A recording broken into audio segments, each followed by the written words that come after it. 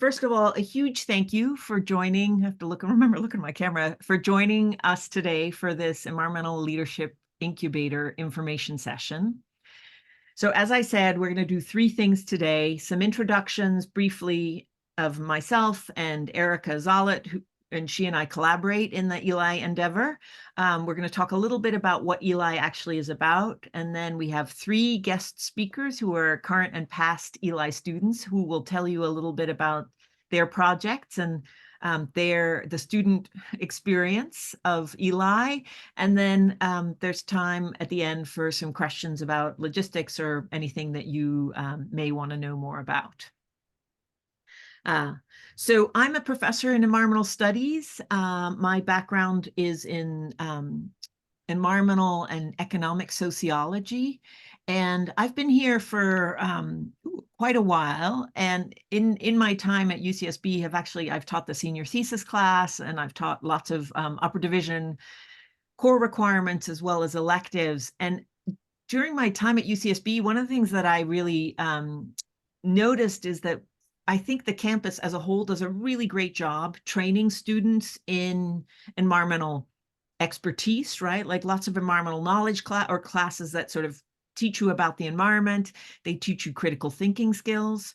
We also have a number of opportunities on this campus for students to experience research in a lab setting, in a field setting, self-directed research.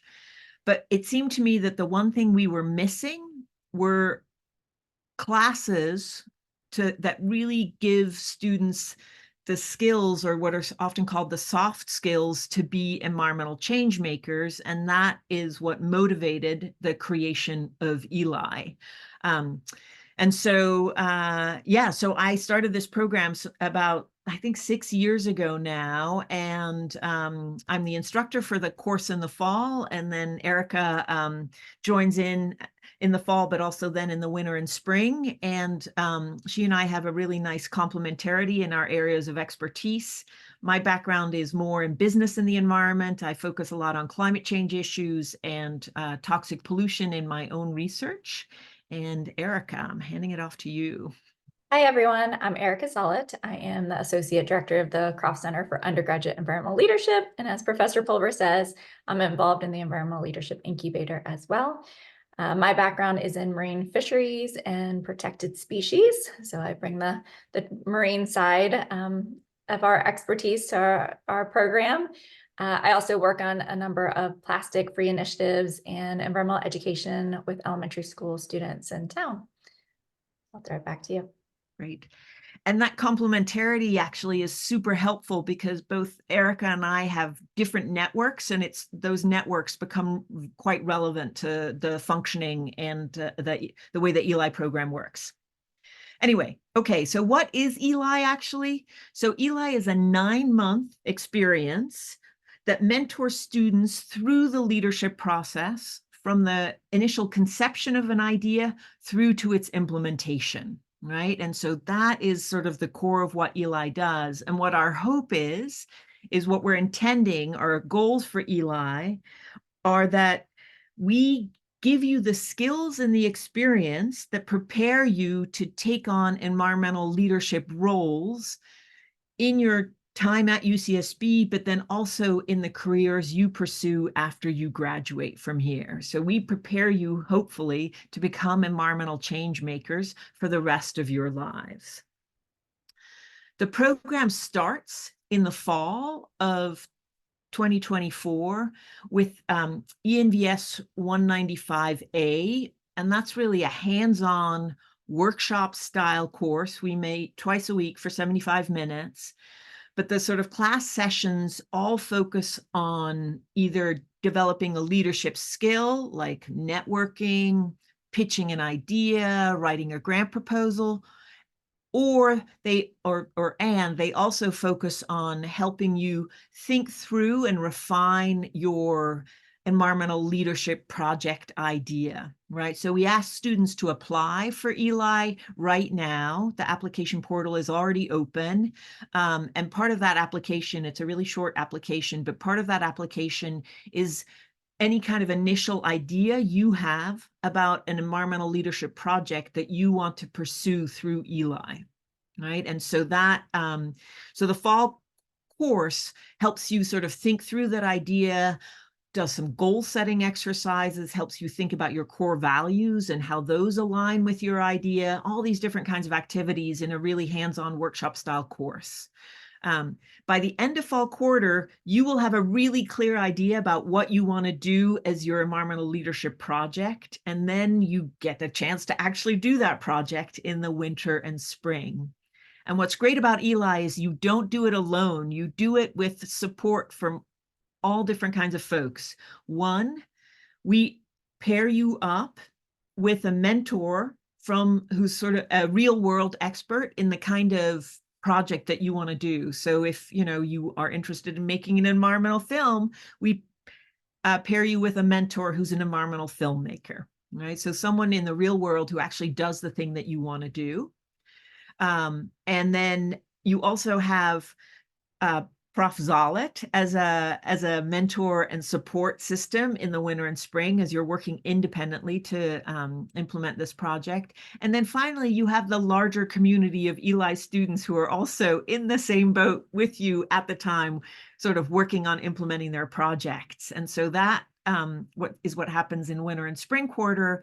And then the whole program wraps up at the end of spring quarter with a capstone presentation event where you get a chance to share what you achieved what you achieved in your leadership project, but also what you learned about yourself as an environmental leader over the 9 months of your Eli experience.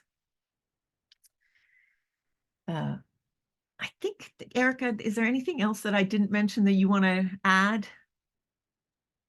I believe you might have mentioned this, but if not, it's a 6-credit course and you need to go through all 3 quarters to earn any of the credits. So it is an academic year-long commitment.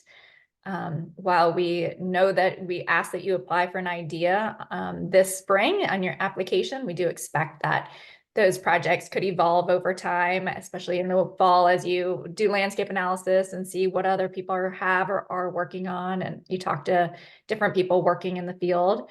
There was one more thing. I lost my train of thought because I admitted someone. Yeah.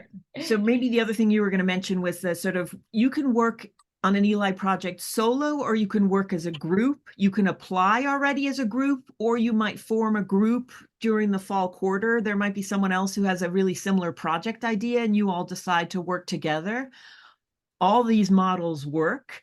And then sometimes people form a group with someone, they have a partner who's not in Eli at all, which is totally okay as well, right? Like, so there's lots of flexibility about what your project is and sort of how you collaborate with others around your project.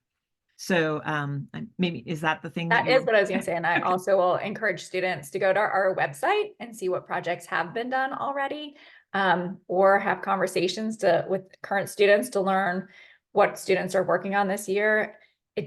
Our projects do not have to be something that are completely started from scratch. It could be an idea to build off of an existing project and carve your own project out of it as well. So it doesn't have to be a new idea that's never been thought of before, because those are hard to come by.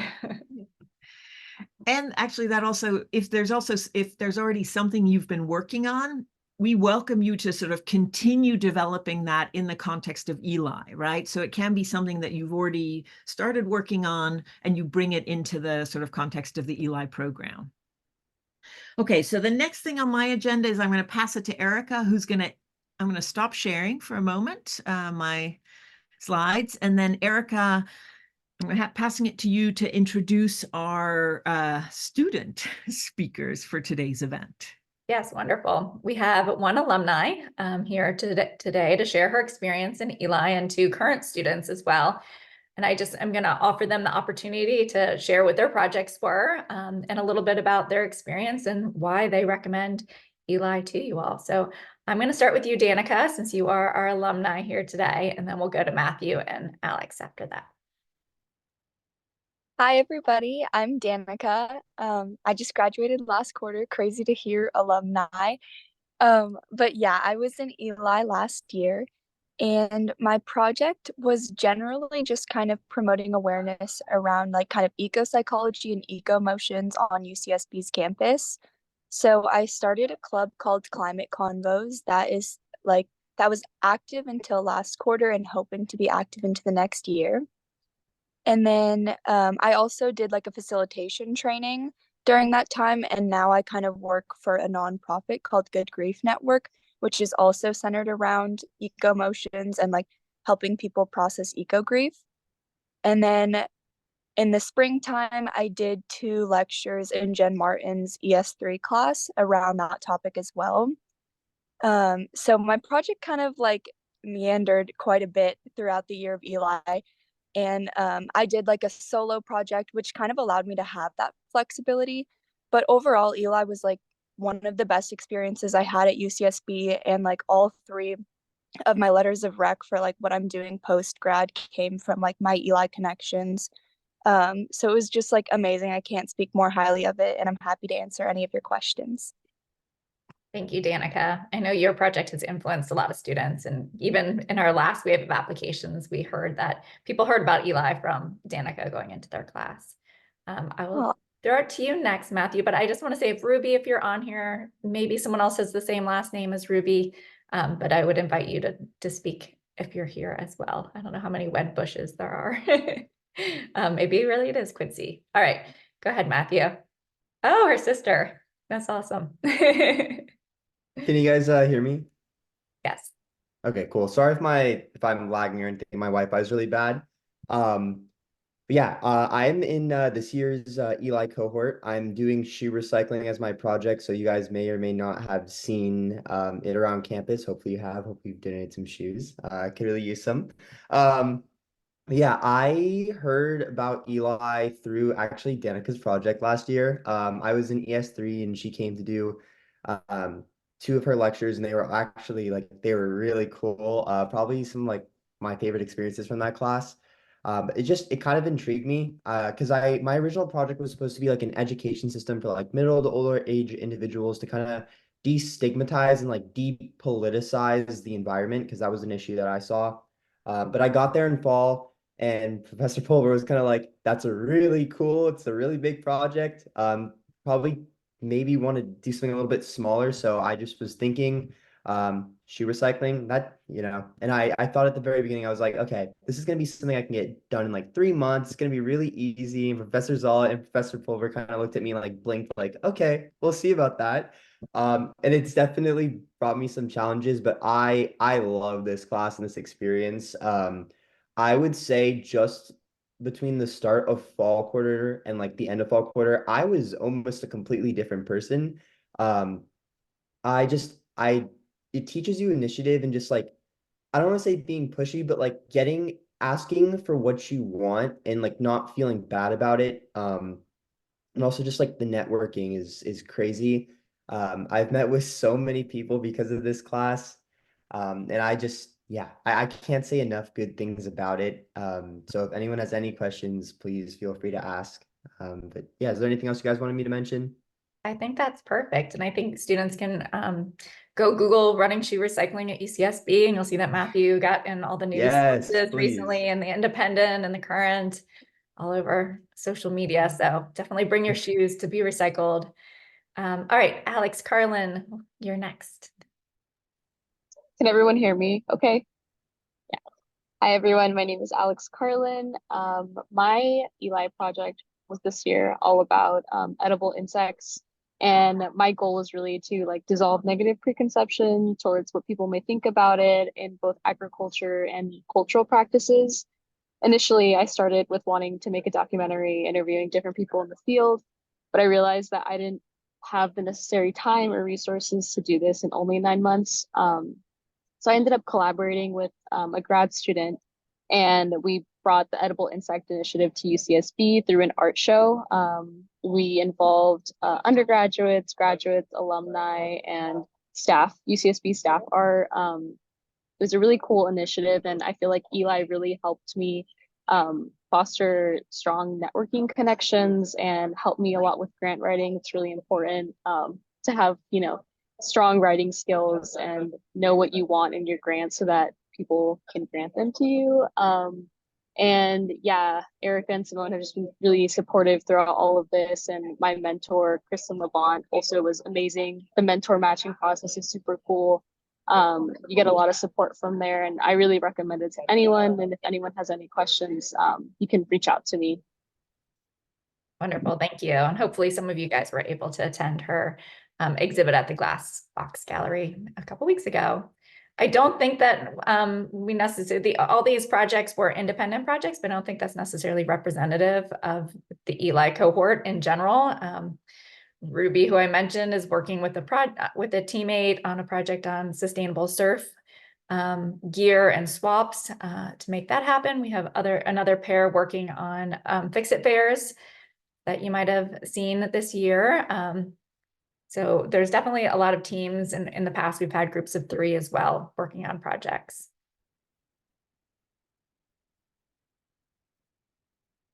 We want to take a moment just for questions to the student panelists before I go into the logistics of it all. So anyone who's in the audience, do you want to ask Alex or Matt or Danica any questions? So one student has texted in a question. Can people going abroad just for the fall quarter do Eli?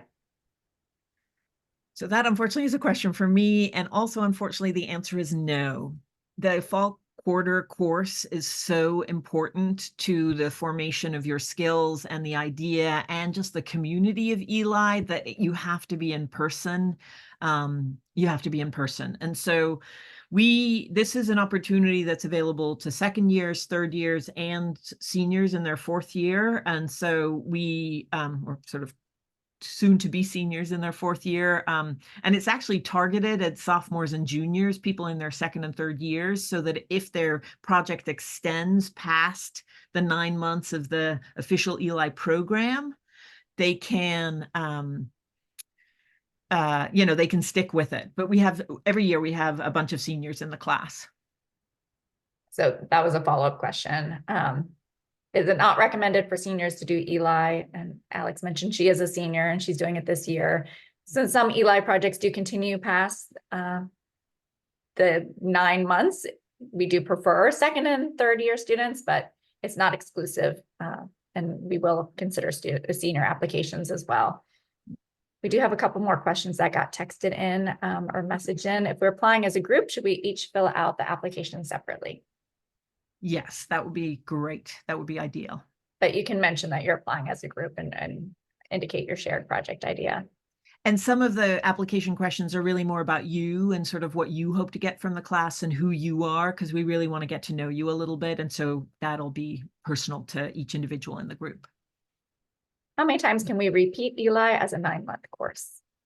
Oh, I wish. So it is a one-shot opportunity, right? So you do it once as a 9-month course, you do 195 A, B, and C, and then you are part of the Eli community forever. We don't let you go, and you can, come to us for support. There's funding support that we can offer you so that once you're in, but you only take the class one time, or the class sequence one time. If an ES major, does the course count towards area B concentration? So you're going to have to remind me about these area concentrations. So it counts towards your upper division electives, but it doesn't count as a science elective. So it's not usually a B1. It doesn't fulfill those requirements. Is this a pass, no pass, or letter grade? Letter grade.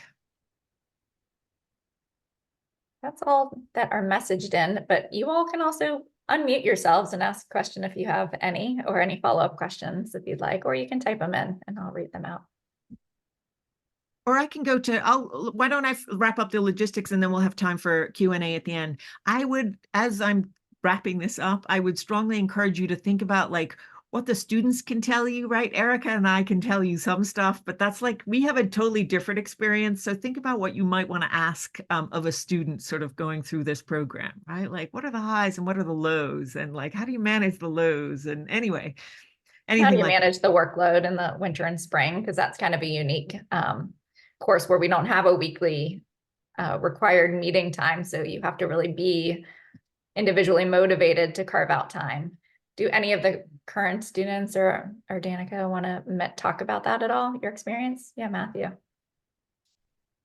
Yeah, so that was actually a really big like the whole time commitment, work-life balance thing was like a really big deal for me, I think, when I was applying and also in the fall quarter. But it really is, it's not bad whatsoever. And I feel like especially because you're doing so like in the fall, I'd say really the only time commitment is just going to class. I feel like there wasn't that much time spent doing like any homework outside of class, maybe like a little bit of like research or like the homework assignments, but it wasn't a big deal.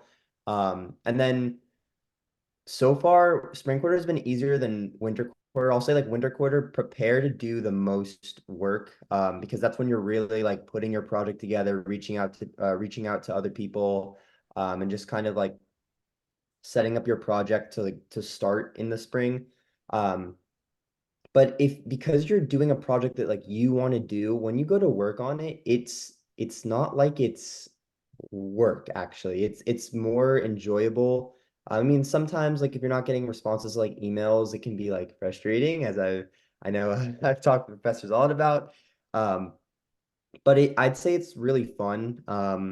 I don't really view it as work, but if anyone's like looking for like a certain amount of time, hours spent, I'd say anywhere from like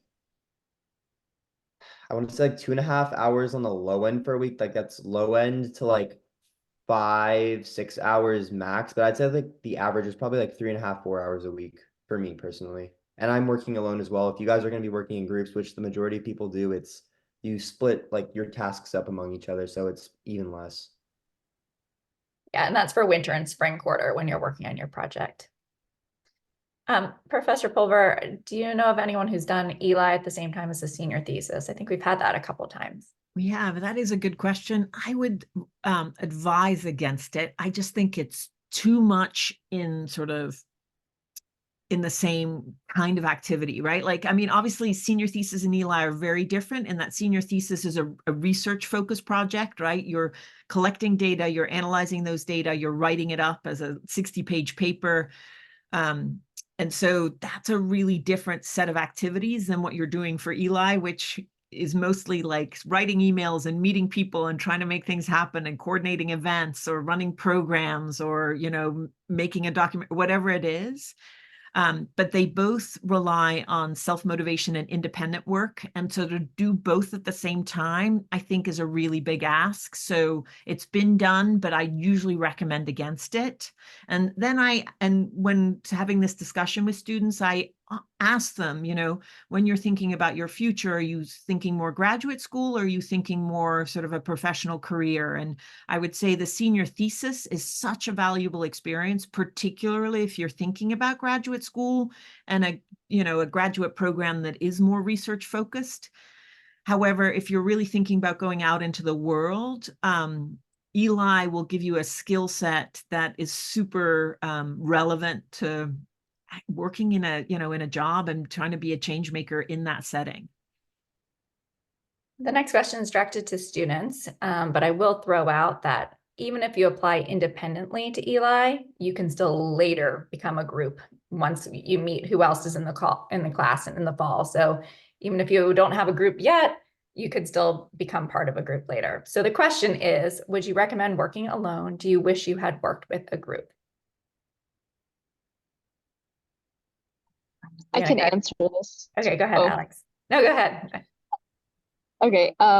I think it depends on the type of person you are and also depends on what if you like working with others and if other people in the class have a similar idea that you want to collaborate on. I think it really depends, but I enjoyed working by myself because then I had more flexibility to like I don't have to meet at a specific time with someone. I can just work whenever I have the time. Coordinating is a little bit difficult if you have more than one person. Thank you. Adding on, I also did an independent project, and definitely the time management thing is like a major plus, I think, of being independent. Like you're kind of on your own schedule. But on top of that, it really allowed my project to be kind of like whatever I wanted it to be. And I didn't have to like consult with somebody else and ask, like, is this the direction we really want to go in? Like my project idea changed so much from what I initially applied with. And by the end of fall quarter, like I think it was like week 7 or something. I was like the last kid in the class to not have a project idea. So like that was kind of crazy, but it also like throughout winter and spring like gave me the freedom to really just like take whatever road I wanted to. So that was like a plus of doing it independently. And I think I'm gonna get on the back end of that because I'm an independent project as well. It's really like a yes to everything that Alex and Danica just said, but just kind of giving you guys like another like the only downside I can think of is kind of something that I experienced like the last 2 weeks, 2 weekish is I guess if that's a word. But I'm coming out of it now. It's just like you get a little bit burnt out with the project. It's just it's so much work and or like at least for me, like I put a lot of work and time into it. And so you get like a little bit burnt down. You're just like, sometimes, man, I wish I could ask someone else to send this email for me or like talk to this other person for me or do this or do that for me. But that is just something I would think about just a little bit. So you want to make sure that you're really, if you want to do an independent project, just make sure that you really love it and you are that person who has that self-motivation and drive. But then there's also like the other idea of you have Professor Pulver, Professor Zoll, your project mentor, and also they do an amazing job of connecting you with like your Eli classmates. Like we have a huge group chat on Slack where it's like when you have these feelings, you just go to any one of those sources and they can help you. So yeah, that's it. We do try to have check-ins with everybody where you all can see your cohort, your classmates in the winter and spring and more social settings. So we just had an event with the Wilderness Youth Project where we got to go out to Elwood Bluffs and see what those type of wilderness youth programs are like for these groups that run these student outdoor experiences. So we climbed trees together, we learned how to start a fire, we did all sorts of fun things, and more just rather than having that survival skill, it's a chance for Eli students to see each other, to talk about their projects in an informal setting, and just kind of reconnect with their why or their motivation for doing the project. The next question is, can you do Eli? Oh, okay, go I'm ahead. going to just chime in because I actually think we have a really interesting array here also. Because in some ways, Alex, you're a version of someone who really did do a group project. It's just that the group wasn't an Eli group, right? Like you had a partner in, I think, what I forget now, sort of engineering or something like that. And then also anthropology, sorry. And then the grad student partner, right? And so, there are groups that form sort of where one person is in Eli, but they're collaborating really closely with other people. And so there is on the plus side of groups, and it is what Matthew was saying, the folks who have done this as a group, coordination is harder, time management is harder, but the ability to sort of like pass the sort of energy back and forth and sort of pass the like, oh, I'm feeling down, and then my friend rallies me, that people who work in groups raise that a lot and sort of bring that up, and that's really helpful, especially when you're working independently in winter and spring.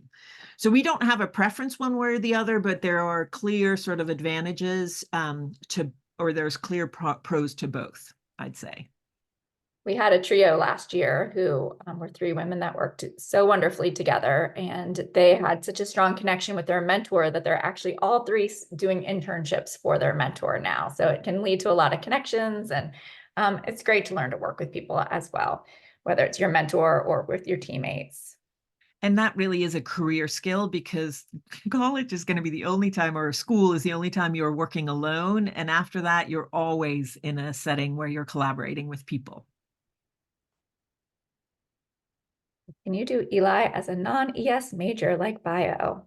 Yes, please. Right. So this program and the sort of broader Center for Undergraduate Environmental Leadership that Erica and I are starting, that officially gets launched this fall, is for the entire campus. It's for anyone on campus who has an interest in environmental issues. So it just happens to be housed in ES because that's where my faculty affiliation is, but it is for everyone, every undergraduate on this campus who cares about the environment.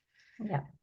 And that diversity actually really adds to the program. So absolutely. I think some of you all were at some of the COOL, which is the acronym for the center that Professor Pulver just mentioned, the careers panel yesterday or other cool events so far. And so those are open to anyone with an interest in environmentally focused adjacent careers.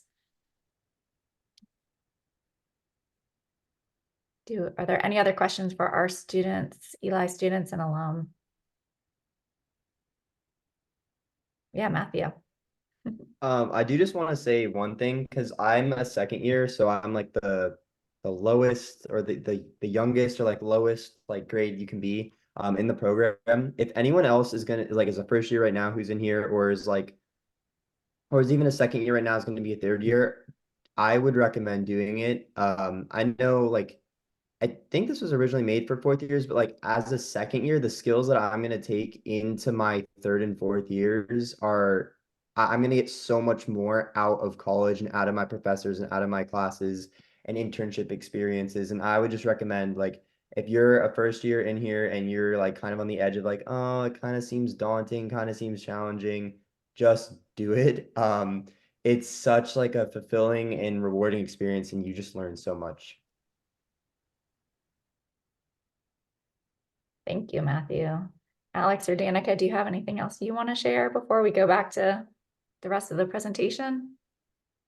I just wanted to jump really quick. Oh, sorry. Did I cut you off, Alex? Okay. I just wanted to jump in and say, like, I know we've kind of touched on like, oh, it's a big workload and everything. But like, even though it is a lot of work, I want to remind everyone that it's a project that you get to choose to do.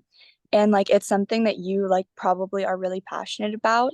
And I think like that's something that like was just so special about Eli for me is like looking around the room and seeing so many young people working so hard on something that's like really important.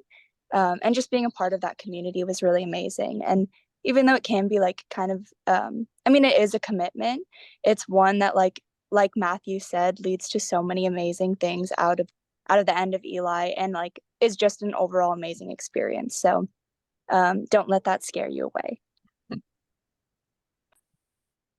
Thank you, Danica. Yeah, I agree with what Danica was saying about it being something you're really passionate about. It really helped me discover my why and helped me realize, what I want to do in the future career-wise.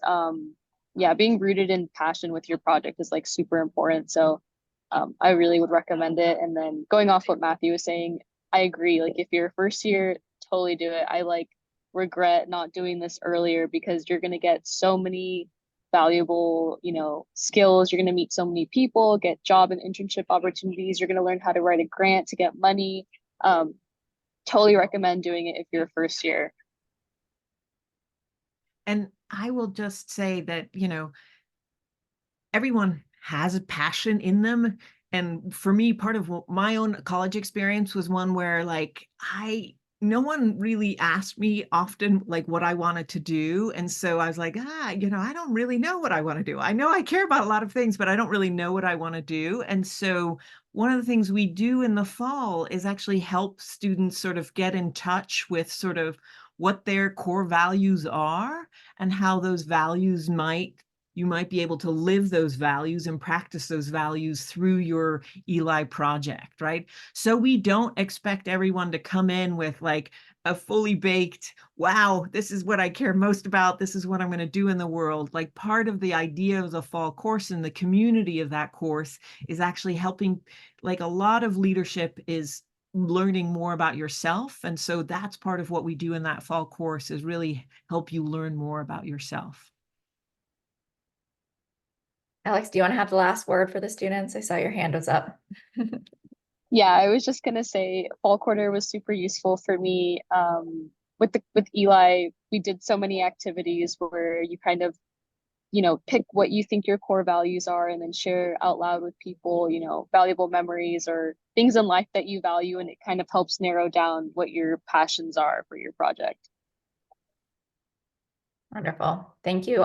Thank you all for coming, the three of you, for coming and sharing your experience. I invite you to stay on in case there's any more questions at the end, but if you have somewhere you need to be, thank you for the time and coming today. I will also add, in a school where with such a large student body, Eli offers a really good opportunity to get to know your classmates, get to know Professor Pulver and I, you would be meeting with me, and we'll get to this in a second, regularly in the winter and spring quarters. So whether you have projects to talk about or want to talk about internships and jobs or future skills that you want to develop, there's an opportunity for that one-on-one. And we're really available, and look forward to getting to know you as Eli students. I see the students are putting their emails in the chat to follow up if you have any questions, and I'll throw it back to you, Professor Pulver. Great, thanks. And so I hope this starts from this slide. Perfect. So, and then I just want to invite you all to the capstone presentation event that is happening Friday, May 31st from noon to 2:30. If any of these projects, and they are fabulous. I mean, every year, every cohort has fabulous projects, but I just highlight Alex and Matt's projects. They're both fantastic. And so if you want to hear more about their projects and the larger Eli cohort, folks are going to be doing flash talks about what they learned about themselves, and then also sort of what they did for their Eli project. And so everyone is welcome to join for that event. And then just in terms of the applications, so as I said, the application portal is open. You can access it via the Eli website. So eli.ucsb.edu. And if you can, I think on the landing page, you can click on apply now. It'll tell you more about sort of, just the program. This is also a great place to look at previous cohorts and what Eli projects have been done. So if you click on the student environmental leaders link, we have profiles of all of our previous cohorts, lots of information on this website. And separately, I just want to, I wonder if I can use I want to point everyone to the job listings thing here. So one of the things that Eli, and in the future, the Center for Undergraduate Environmental Leadership does is we are also trying to support people leaving college and then going into environmental careers. And so we have a curated list of jobs and paid internships and other kinds of opportunities that's focused on undergraduates with environmental interests, right? So there's no jobs on this list where you need a PhD to get the job. There's no jobs on this list that someone hasn't vetted that aren't actually actively looking for students. And so if you're looking for summer jobs or sort of jobs during the school year or jobs after you graduated, this is a really, really great resource. I think that's it for my presentation. I think the next slide is a Q&A slide. So is there anything else you want to add, Erica? Do you want to comment on what makes a good application? What makes a strong application? Oh, that's a really good question. So some thought makes a strong application, right? We want to get to know you and who you are. And so it's a relatively short application. There's a couple of questions where we're asking you to essentially write a short paragraph. So it's ideal if that paragraph is well written. So that's one thing, to sort of just reread it, proofread it, and then, but also like give some thought about what it is that you want to share about yourself, what you're passionate about. And then we do ask for an initial project idea, and that project idea, if you have more than one, you can include more than one on that list. And once again, that doesn't lock you in, it doesn't tie you down. It just helps us sort of find out more about who you are and what you might want to do. Anything else? So we will start looking at applications the first week of May. I think it was May 6th. That's right. And then the ad codes will be given on a rolling basis. And once you are accepted and have an ad code, you are guaranteed a spot. So you do not have to worry about using that until whatever pass makes sense to you. Usually pass 3. Pass 3. Okay. Yeah. But yeah, we let people in essentially now so that come fall, if this is something you want to do, that you're already sort of guaranteed a spot. And it's, as I said, or as Erica said, it's a sort of rolling admissions process. And so it is a little bit first come, first served. And I say we usually have like 1 out of every 2 applicants gets accepted. Someone was asking sort of what the ratio there is. And so and we accept a cohort of somewhere between 25 and 30 students. Okay, I think the next slide is Q&A. So I'm going to stop sharing again and then just open it up to any final questions people might have.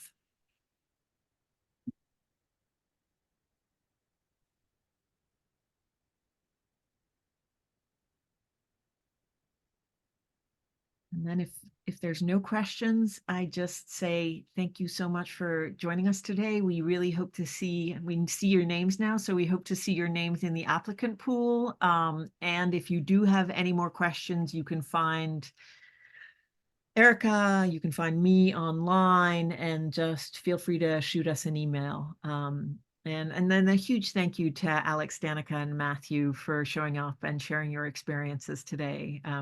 You know, you really are the sort of shining examples, or the students are the core of this program. And so it's great to hear from you directly. So thank you so much. Thank you, everyone. And the email on the website does go directly to me. It looks like maybe we have one question after all. Yep. Hey, Ruby. Hi, so sorry, I'm about to go to class, but I did think of one question. I'm in a job right now where my boss is having me start to write grants, which I've never done before. So if I'm getting experience now with grant writing, in the fall in winter, would the classes kind of hone in on like what skills I already have? Like, I was just wondering more about what you teach with that. Yeah, so the fall class, we have a whole list of skills. So networking, how to pitch an idea, how to write a grant, how to do a landscape analysis, how to do sort of SMART goal setting, right? There's a whole set of skills. Also your own sort of a leadership self-evaluation, where you do a leadership assessment of the leadership skills that you practice and that you might want to sort of start practicing more of. And people come in with really different levels of expertise in those different areas. And so specifically for the grant writing, we actually bring in representatives of two of the major grant programs, and maybe in the future, 3 of the major on-campus grant programs, TGIF, Coastal Fund, hopefully in the future, and then IRCA. And so what you learn is, you know, like how to sort of customize your proposal for different granting agencies, and you hear from them what they're looking for. And so you get a little bit of a peek behind the curtain in terms of what a grant approval process looks like, or a grant decision process. And that, I think, can be really helpful. We also do how you write a budget. That is often a new thing for students, to sort of actually put a budget together, and what's called a budget justification.